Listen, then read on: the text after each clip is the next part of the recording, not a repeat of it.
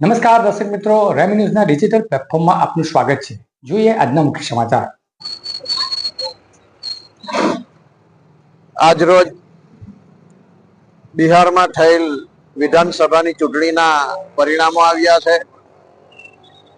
2:30 વાગે અમે આ બિહારની વિધાનસભાની ચૂંટણીમાં એનડીએની જે જીત થઈ છે અને ખાસ કરીને સૌથી મોટા પક્ષ તરીકે ભારતીય જનતા પાર્ટીએ 90 જેટલી બેઠકો મેળવી છે, ત્યારે આજે બારડોલી વિધાનસભા મત વિસ્તારમાં બારડોલી નગર ખાતે સ્વરાજ આશ્રમની સામે અને મારા કાર્યાલયની સામે આજે ફટાકડા ફોડીને આ મીઠાઈ કાર્યકર્તાઓ સાથે મીઠાઈ ખાઈને, મીઠાઈ ખવડાવીને આ જીતનો ઉત્સાહ અમે મનાવ્યો છે.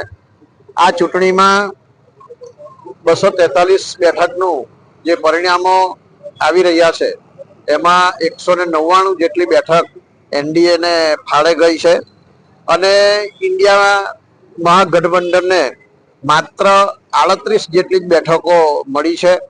આના ઉપરથી એમ કહી શકાય કે દેશના ખૂણે ખૂણામાં અને કે અનેક રાજ્યોને ભારતીય જનતા પાર્ટી પ્રત્યે અને એનડીએ પ્રત્યે વિશ્વાસ છે.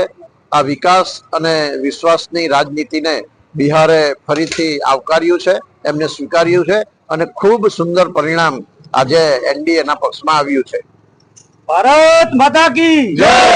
વંદે માતરમ! વંદે માતરમ!